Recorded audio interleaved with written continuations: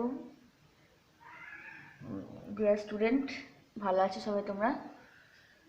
আচ্ছা দেখো, আমাদের এই পার্টটা পড়ালেই মোটামুটি তোমাদের সিলেবাসের মধ্যে যতগুলো যা আছে শেষ।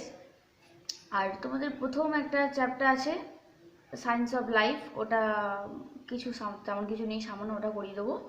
তো কোষ যে সেল থিওরি বা কোষ জীবনের মূল একক, সেই চ্যাপ্টারটা থেকে এই জিনিসটা পড়া, এই যে আজকে যেটা পড়াচ্ছি সেটা পড়ালে তোমাদের সিলেবাসটা কভার হয়ে যাবে। দেখো, আগের দিন কিছু মডেল বলেছিলাম যে কোষ পর্দা বা প্লাজমা পর্দা গঠনের ভিত্তিতে বিভিন্ন মডেল বলেছিলাম। সেই মডেলে কি না, বিভিন্ন বিজ্ঞানী বিভিন্ন রকম মতবাদ দিয়েছিলেন। আগের দিন ক্লাসে দেখিয়েছি বিজ্ঞানী ওভারটন, তিনি বলেছিলেন 1902 খ্রিস্টাব্দে যে কোষ পর্দা একটা জাস্ট লিপিডের অণু দিয়ে গঠিত। পরবর্তীকালে বিজ্ঞানী গর্ডার এবং গেলডেন বলেন 1926 সালে যে কোষ পর্দা দুটি লিপিডের স্তর দিয়ে গঠিত। তারপর আমরা দেখেছি ডেনিয়েল এবং হার্ভে মডেল, তারপর আমরা দেখেছি ডেনিয়েল এবং ড্যাবসন মডেল, রবার্টসনের একক পর্দা মডেল, এবং তারপর আমরা যে মডেলটা আজকে পড়বো, যেটা ইম্পর্টেন্ট পরীক্ষায় আসে, ফ্লুইড মোজাইক মডেল, বা পরীক্ষায় বলে দেয় যে ফ্লুইড মোজাইক মডেলের চিত্র সহকারে বর্ণনা করো, ওকে, বা তরল মোজাইক মডেল।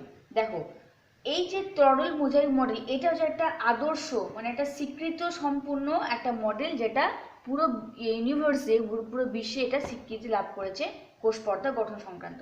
ওকে, বিজ্ঞানী এই যে তরল মোজাইক মডেল বা ফ্লুইড মোজাইক মডেল, খুব ইম্পর্টেন্ট এটা, হ্যাঁ, নোট করে রাখবে। পরীক্ষাতে বারবার বলছি, প্রথমে ডায়াগ্রাম দেবে, ডায়াগ্রাম দেওয়ার পর ব্যাখ্যা করবে, ঠিক আছে? এটা একটা ইম্পর্টেন্ট একটা জিনিস, মাথায় রেখো। মিশনের পরীক্ষাতেও আসবে, আবার বোর্ডের পরীক্ষাতেও আসতে পারে। বিজ্ঞানী সিঙ্গার এবং নিকেলসন পরীক্ষায় আসে ফ্লুইড মোজাইক মডেলকে নামকরণ দিয়েছিলেন, অপশন দেয় বিজ্ঞানী সিঙ্গার নিকেলসন, বিজ্ঞানী রবার্টসন, বিজ্ঞানী ওভারটন, তখন কি বলবে? সিঙ্গার এবং নিকেলসন 1972 খ্রিস্টাব্দে কোষ পর্দার গঠন সংক্রান্ত যে মডেল উপস্থাপন করেছিলেন, যেটা সারা বিশ্বে এটা স্বীকৃতি লাভ করেছিল। ওকে, এই মডেল অনুযায়ী কোষ পর্দা ফসফোলিপিড, আগের ক্লাসে বলেছি তাই না, যে এইটা যদি একটা প্রোটিনের স্ট্রাকচার হয়, কোষ সেলের স্ট্রাকচার হয়, তো সেখানে বললাম কি পিএলপি, তাই না? এই যে পিএলপি গঠন দ্বারা গঠিত, মানে এখানে থাকা প্রোটিন আর লিপিড এই নিয়ে গঠিত। তো বলেছি যে মডেল স্ট্রাকচার, তাহলে এই যে লিপিড, যাকে বলে যে ফসফোলিপিড, এই একটা দ্বিস্তরীয় অর্ধতরল সংগঠন, যার মধ্যে প্রোটিন অণুগুলো মোজাইকের মতো বিন্যাস করে। মোজাইক মানে এই দেখো, পরপর পরপর অবস্থান করছে। ওকে, দেখো তাহলে কি বললাম, যে এই মডেলটা হচ্ছে একটা কি, বিজ্ঞানীরা বলেছিলেন যে এটা হচ্ছে একটা প্রোটিন অণুর একটা মোজাইক মানে সুসংগত একটা বিন্যাস, ঠিক আছে? বিজ্ঞানী সিঙ্গার এবং নিকেলসন এই যে লিপিড অণুর মধ্যে, দেখো এই যে লিপিড, দুই দিকে লিপিড, মাঝখানে প্রোটিন, ওকে, এই লিপিড অণুর মধ্যে প্রোটিনের যে মডেল, অর্থাৎ তিনি ব্যাখ্যা করেছিলেন যে এটা একটা সমুদ্রে ভাসমান, যেমন সমুদ্রের উপরে একটা বড় একটা গভীর সমুদ্রে যদি তার উপরে যে হিমশৈল মানে বরফ যদি ভেসে থাকে, তা ঠিক যেরকম দেখতে লাগবে, তিনি এই মডেলটাকে ঠিক সে তার সঙ্গে কম্পেয়ার করেছেন, যে সমুদ্র মানে হচ্ছে তোমার এই লিপিডের মধ্যে প্রোটিন কি হচ্ছে না অবস্থান করছে। তিনি এটার সঙ্গে কম্পেয়ার করেছেন যে সমুদ্রের মধ্যে প্রোটিন যেভাবে ভাসমান অবস্থা থাকে, ঠিক সেরকম দেখতে হচ্ছে লিপিডের মধ্যে প্রোটিনগুলো সেরকমভাবে অবস্থান করছে। লিপিড স্তরে কী থাকে দেখো, এই যে লিপিড স্তর, সেখানে কোলেস্টেরল আছে, গ্লাইকোলিপিড বর্তমান, ওকে।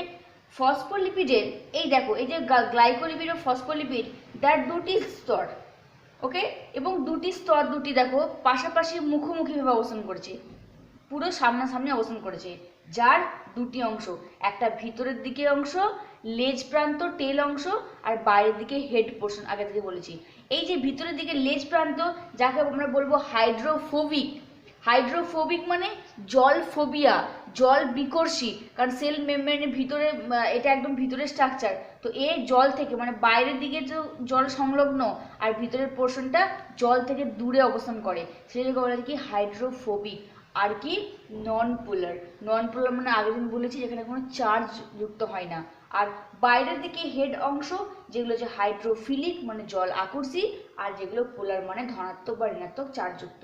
তাহলে কি বললাম, ফ্লুইড মোজাইক মডেল বিজ্ঞানী সিঙ্গার এবং নিকেলসন 1972 খ্রিস্টাব্দে যে মডেলটা উপস্থাপন করেছিলেন, যেটা সারা বিশ্বব্যাপী সর্বগ্রহণযোগ্য।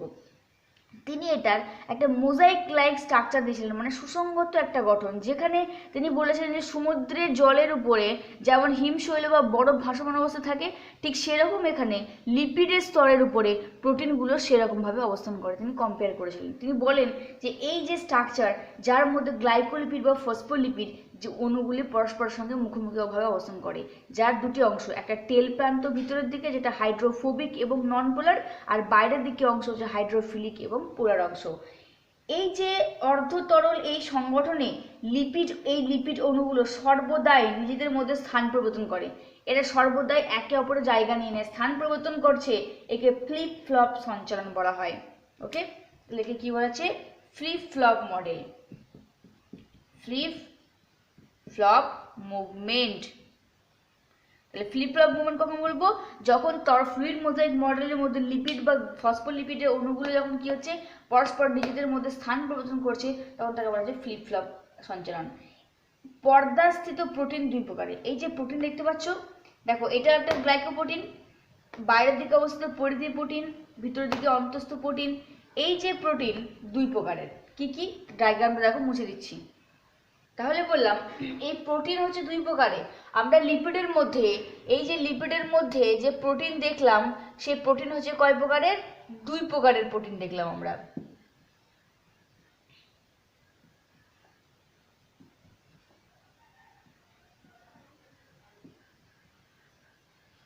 তাই না? দেখো, একটা হচ্ছে কি বহিস্থ প্রোটিন, বহিস্থ বা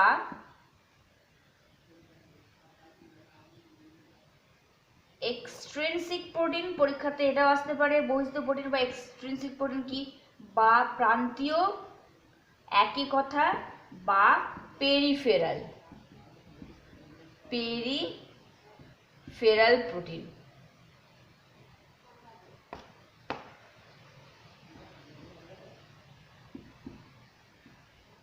ওকে, তো বহিস্থ প্রোটিন বা এক্সটেনসিভ প্রোটিন, পরীক্ষা আছে এক্সটেনসিভ প্রোটিন কাকে বলে? এমসিকিউ মানে 2 নম্বর বা 1 নম্বর কোশ্চেন। তো এক্সটেনসিভ এই ধরনের প্রোটিনগুলো হচ্ছে কি না, কোষ পর্দার বাইরে এবং ভিতরের দিকে অবস্থান করে। ঠিক আছে, মানে যদি ধরো আমরা 3D তে যদি এটাকে আঁকার চেষ্টা করি,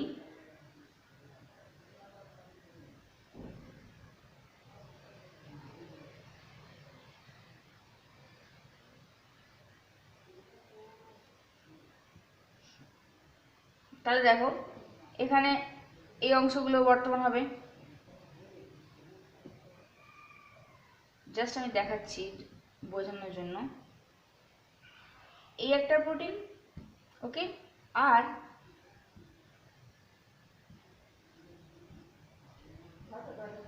এগুলো সব লিপিড স্তর। দেখো এগুলো সব লিপিড স্তর। এখানে হচ্ছে তোমার এগুলো সব কি, 3D তে আমরা যদি দেখি, তাহলে এগুলো যে তোমার সব কি এখানে কি নিয়ে গঠিত, অ্যারেঞ্জ, সিকোয়েন্স অ্যারেঞ্জে অবস্থান করছে। এবারে দেখো এই যে এখানে বাইরের দিকে পরিধি, মানে বাইরের দিকে যে প্রোটিনটা অবস্থিত, যাকে বলা হচ্ছে বহিস্থ প্রোটিন, বহিস্থ প্রোটিন বা পেরিফেরাল প্রোটিন। এই যে বাইরের দিকে অবস্থিত, কোষ পর্দার বাইরে, মডেলের বাইরের দিকে। তাহলে দেখো বহিস্থ প্রোটিন, এক্সটেনসিভ প্রোটিন কি, এই ধরনের প্রোটিনগুলো কোষ পর্দার বাইরের দিকে এবং ভিতরের তলটা দেখো ভিতরে, কিন্তু অবস্থান করছে বাইরের দিকে অবস্থিত, তাকে বলা হচ্ছে বহিস্থ প্রোটিন বা এক্সটেনসিভ প্রোটিন বা পেরিফেরাল প্রোটিন। বাইরের দিকে প্রসারিত প্রোটিন স্বল্প শর্করার সঙ্গে যুক্ত। এই বাইরের দিকে যে অংশটা যুক্ত আছে, সেটা কার সঙ্গে? শর্করার সঙ্গে যুক্ত হয়ে গ্লাইকোপ্রোটিন গঠন করে। এই যে এই মানে বাইরের দিকে প্রোটিন কি হয়, শর্করার সঙ্গে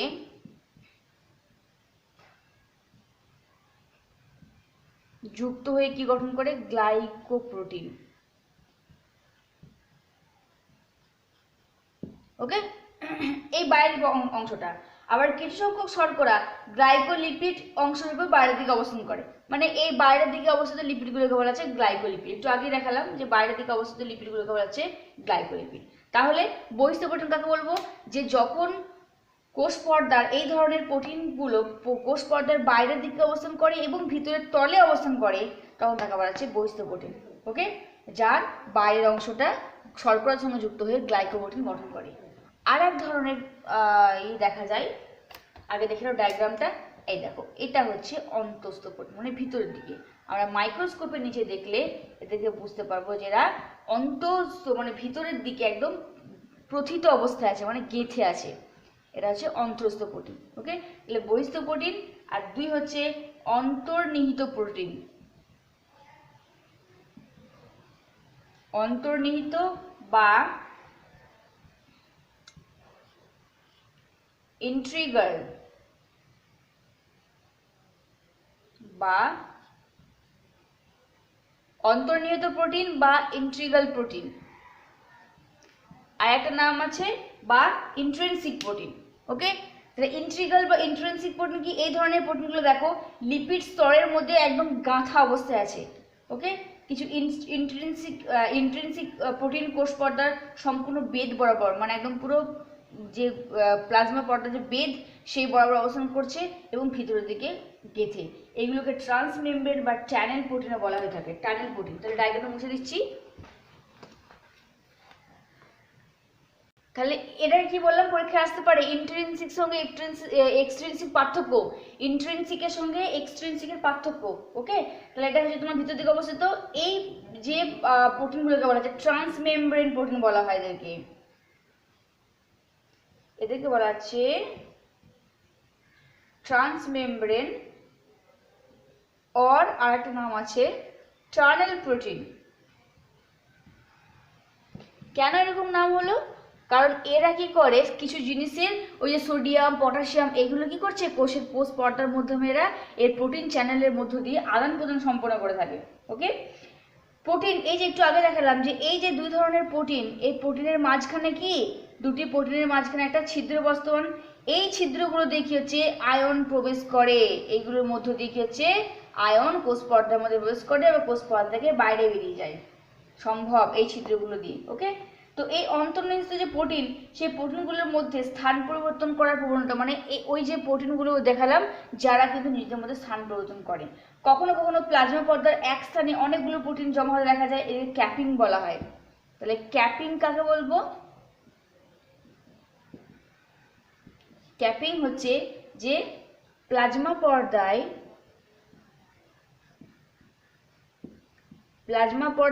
এক স্থানে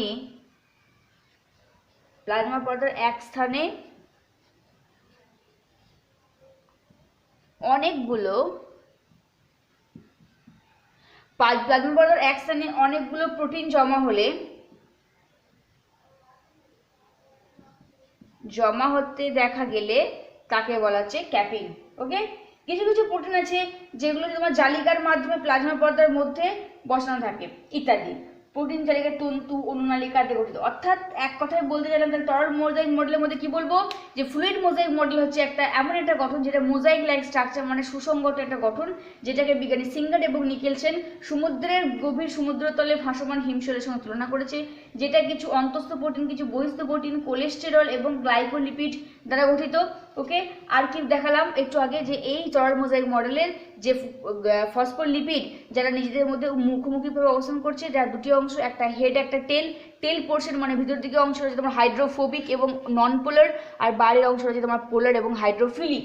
ওকে, আর এই যে ফসফোলিপিড নিজেদের মধ্যে স্থান পরিবর্তন করে তাকে ফ্লিপ ফ্লপ মুভমেন্ট দেখা যায়। এই প্রোটিন দুই প্রকার, একটা বহিস্থ বা এক্সট্রিনসিক, একটা অন্তঃস্থ বা ইন্ট্রিনসিক। এই দুটো বলতে হবে, মোজাইক মডেলের মধ্যে এগুলো বলতে হবে।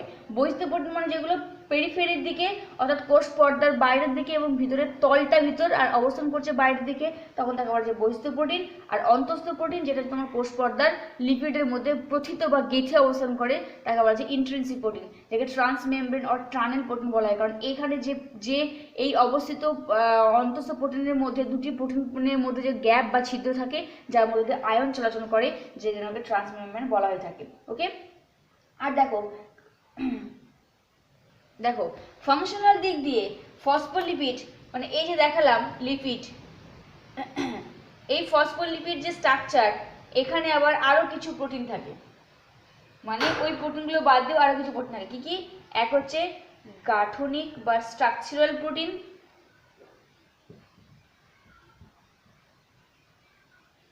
স্ট্রাকচারাল প্রোটিন তাহলে কি বললাম যে ফসফোলিপিড, এই লিপিড স্তরে অন্তঃস্থ বহিস্থ প্রোটিন বাদ দিয়েও আরো কিছু প্রোটিন থাকে। দেখা যায় এক হচ্ছে স্ট্রাকচারাল প্রোটিন, যে কি করছে স্ট্রাকচার ফ্লুইড মোজাইক মডেলের স্ট্রাকচার তৈরি করতে সহায়তা করছে। দুই হচ্ছে channel protein, channel protein, channel protein মানে যে প্রোটিনগুলোর মধ্য দিয়ে কি হচ্ছে না আয়নের আদান প্রদান সম্ভব হয়, যাকে চ্যানেল প্রোটিন বলা হচ্ছে। সেটা অবস্থিত কোথায়? ফসফোলিপিডের মধ্যে। আর কি থাকে? কিছু ক্যারিয়ার বা বাহক প্রোটিন, এগুলো আমরা খালি চোখে দেখতে পাবো না, এগুলো আমাদের মাইক্রোস্কোপের মধ্যে দেখা সম্ভব। ক্যারিয়ার মানে কিছু প্রোটিন আছে যেগুলো আয়নগুলোকে বহন করে নিয়ে যাচ্ছে। আর রিসেপ্টর, রিসেপ্টর প্রোটিন, এগুলো মনে রেখো, রিসেপ্ট গ্রহণ করছে। আর হচ্ছে যে কি না এনজাইমেটিক,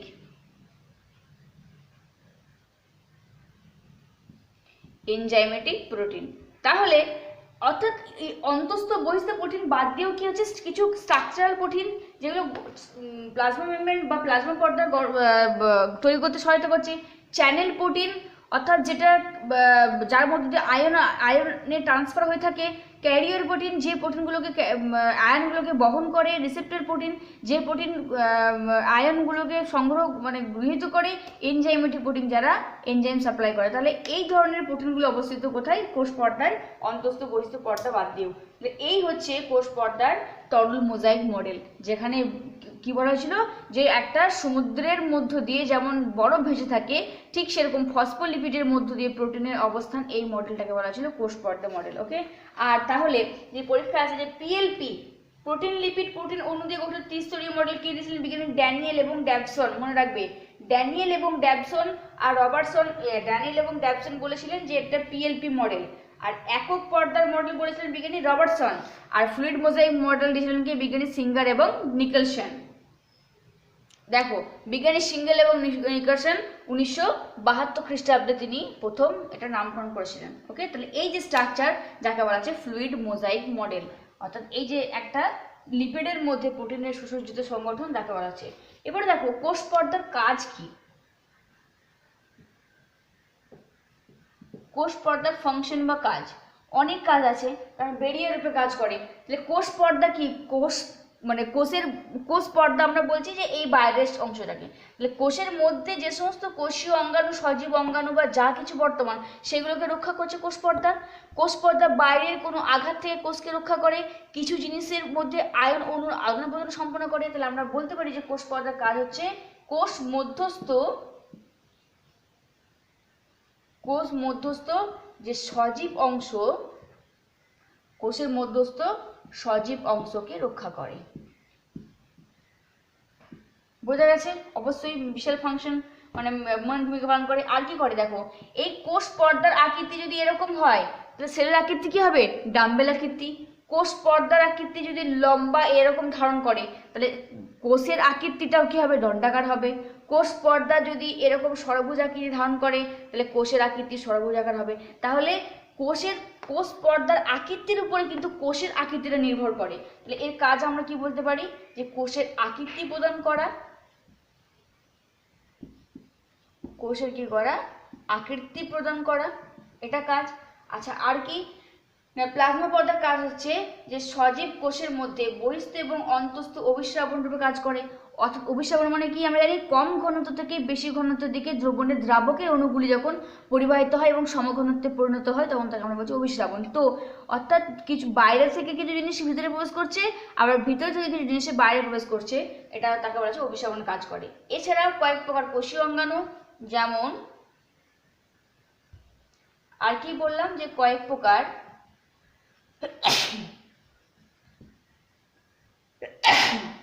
কোষীয় অঙ্গাণু, যেমন কোষীয় অঙ্গাণু কোনগুলো বোঝায়? Endoplasmic reticulum, Golgi body, mitochondria, mitochondria এগুলো কি হচ্ছে নিউক্লিয় পর্দা সৃষ্টি করে, এগুলো সৃষ্টি করে। কারণ প্লাজমা পর্দায় ভাঁজপ্রাপ্ত হয়ে ইভলিউশন, অর্থাৎ যদি দেখা হয় যে পৃথিবীতে যখন প্রথম জীবের সৃষ্টি হয়েছিল তখন ইভলিউশন থিওরিতে দেখা গিয়েছে বিভিন্ন থিওরির মাধ্যমে যে এই যে প্লাজমা পর্দা, এই প্লাজমা পর্দার ইনভ্যাজিনেশনের ফলেই হচ্ছে কি না এন্ডোপ্লাজমিক রেটিকুলামে তৈরি। এই প্লাজমা পর্দার ইনভ্যাজিনেশনের ফলেই কি তৈরি হচ্ছে না গলগি বডি, এটা হচ্ছে তোমার কি কোষ পর্দা বা প্লাজমা পর্দা থেকে তৈরি।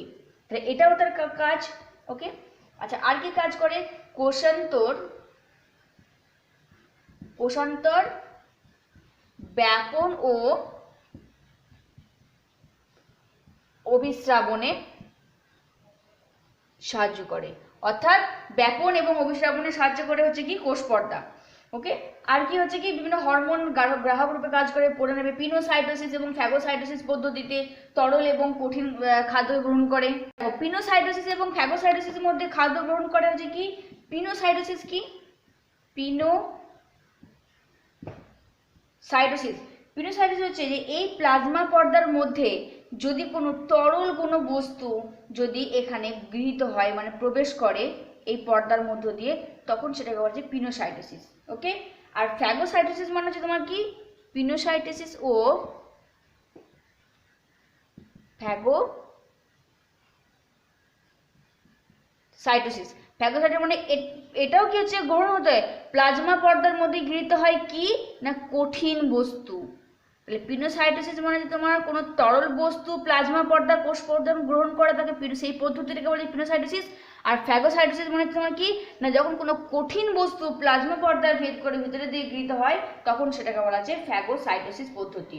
ওকে, মনে রাখবে। তাহলে এই পিনোসাইটোসিস এবং ফ্যাগোসাইটোসিস পদ্ধতিতে কি করে তরল এবং কঠিন বস্তু গ্রহণ করতে সাহায্য করে, রাসায়নিক উত্তেজক হিসেবে কাজ করে, অনেক ক্ষেত্রে এগুলো অ্যান্টিজেন ধর্ম মানে বিভিন্ন রকম ভাইরাসকে কোষের মধ্যে প্রবেশ করতে বাধা সৃষ্টি করে। তাহলে এই এত সমস্ত কাজ নিয়ন্ত্রণ করে কি কোষ পর্দা। দেখো এক নম্বর আসতে পারে ডায়াবেটিস কি, তোমাদের এটা এখানেও আছে, আবার ক্লাস 12-এ যখন অ্যান্টিজেন অ্যান্টিবডি পড়বে সেখানেও আছে, এইটুকুই আছে। ডায়াবেটিস কি?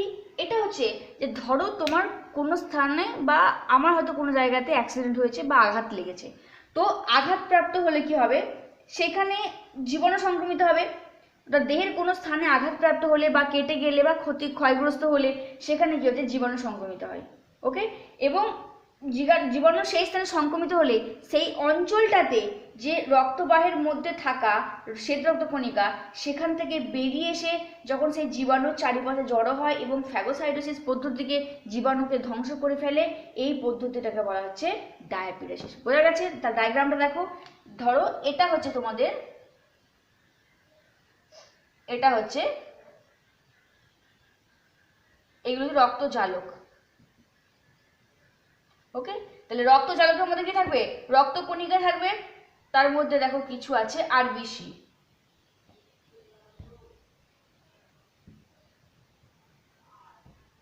ওকে, আর কিছু আছে শ্বেত রক্তকণিকা।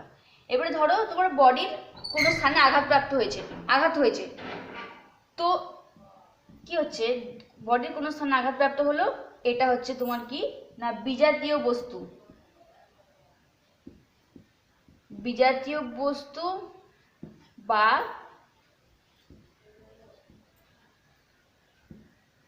ক্ষতিগ্রস্ত বস্তু মানে জীবাণু বা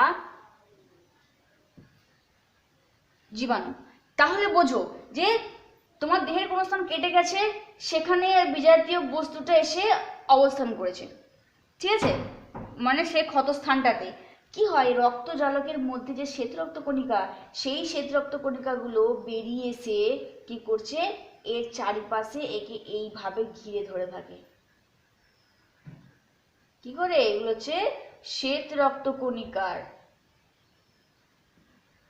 এগুলো হচ্ছে শ্বেত রক্তকণিকা।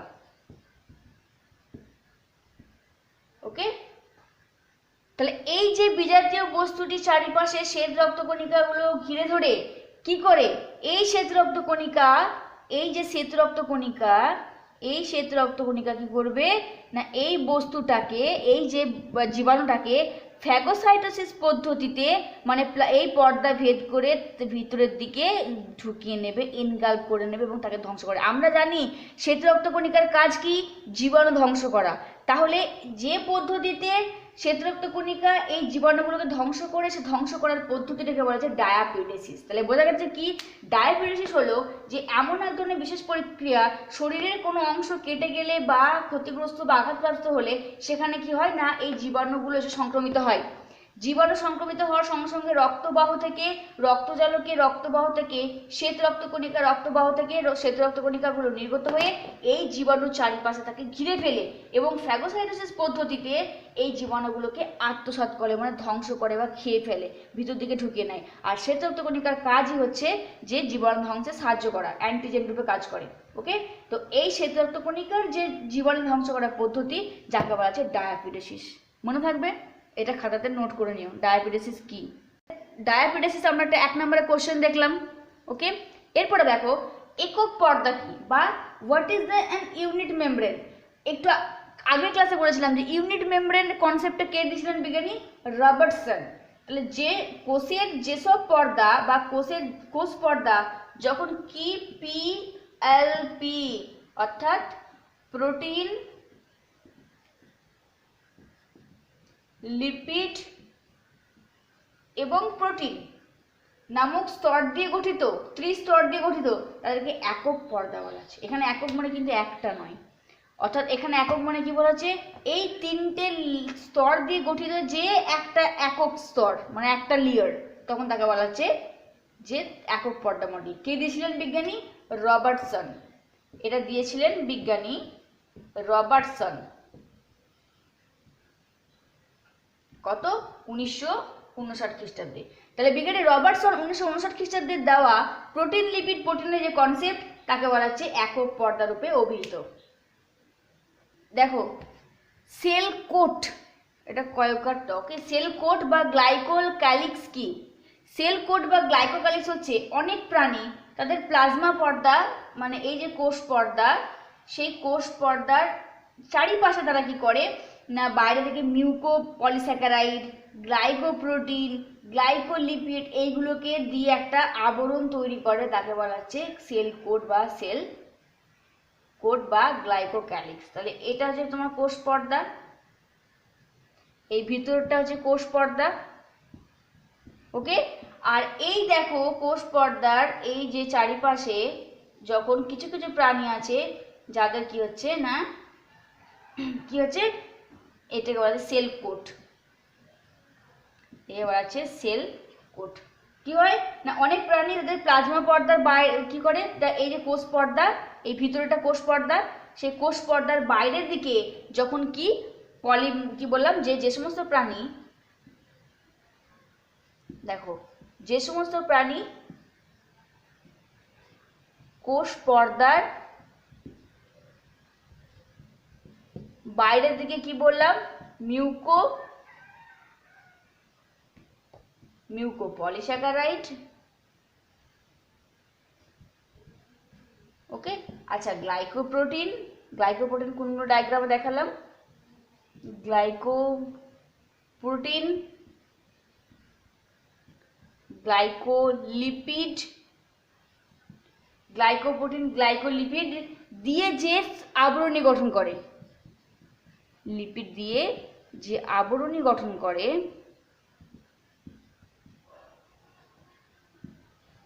করে তাকে বলা হচ্ছে সেল কোট বা গ্লাইকোক্যালিক্স। ওকে, ব্যাকটেরিয়ার কোষের ক্ষেত্রে কাজে দেখা যায়, ব্যাকটেরিয়া কোষের ক্ষেত্রে প্রোটিন, লিপিড, পলিস্যাকারাইড, অনেকগুলো প্রোটিন লিপিডে অণু একত্রে যুক্ত হয়ে পলিস্যাকারাইড গঠন করে। সেল কোট বা প্লাজমা পর্দা কি করে, আত্মরক্ষা কাজ করে। তাহলে এই যে সেলের বাইরে কোষ পর্দা, প্লাজমা পর্দার বাইরের দিকে যে এই একটা আবরণ, যে আবরণটা গঠিত যে পলিস্যাকারাইড, গ্লাইকোলিপিড এবং প্রোটিন দ্বারা, যার কাজ হচ্ছে কি না ভিতরের এই কোষ পর্দাকে রক্ষা করা। ওকে, আর এই গ্লাইকোক্যালিক্সের ধারণা কে দিয়েছিলেন? বিজ্ঞানী বোনেট। এর ধারণা দিয়েছিলেন বিজ্ঞানী বেনেট 1963 খ্রিস্টাব্দে। প্রথম তিনি এই গ্লাইকোক্যালিক শব্দটি ইউজ করেছিলেন, ব্যবহার করেছিলেন মাইক্রোস্কোপের নিচে। ইলেকট্রোস্ট্যাটিক মাইক্রোস্কোপের ইলেকট্রন অণুবীক্ষণ যন্ত্রের সাহায্যে তিনি লক্ষ্য করেছিলেন যে এই সেল কোট হচ্ছে তোমার কি না কোষ পর্দাকে রক্ষা করে এবং এটা কোষের পরিধিস্থ ইলেকট্রোস্ট্যাটিক নিয়ন্ত্রণ করে। ইলেকট্রোস্ট্যাটিক মানে কোষের বাইরের দিকে যে ইলেকট্রনের যে বিন্যাস সজ্জারীতি আদান প্রদান সেটাকে নিয়ন্ত্রণ করতে সাহায্য করে সেল কোট বা কোট মানে আমরা যেমন গায়ে পরি না, যেটা কি আমাদের শরীরের বডির উপরে যে অংশ যেটা আমরা চাপ নিচ্ছি সেটাকে আমরা কোট বলে থাকি, অর্থাৎ দেহের তাহলে বডি কোট সেল কোট। ঠিক সেরকম কি যেটা আমরা যখন কোনো কিছু কোট পরি শীতকালে, তখন সেগুলো কি করে বা কোথাও বিয়ে বাড়ি গেলে বা শৌখিনতার জন্য সেগুলো আমাদের কি করে একটা সৌন্দর্যতা দেখায়। আর তার থেকে বড় কথা আমাদের মানে শরীরের ভিতরের ধুলোবালি ময়লা থেকে আটকে রক্ষা করে। ঠিক সেরকম সেলের বাইরের দিকে যে একটা আস্তরণ যেটা পলিস্যাকারাইড গ্লাইকোপ্রোটিন গ্লাইকোলিপিড দ্বারা গঠিত, যে কি করে কোষকে আত্মরক্ষা করে। বিজ্ঞানী বেনেট 1963 খ্রিস্টাব্দে প্রথম নামকরণ করেছিলেন এই আবরণটাকে বলা হচ্ছে সেল কোট বা গ্লাইকোক্যালিক্স।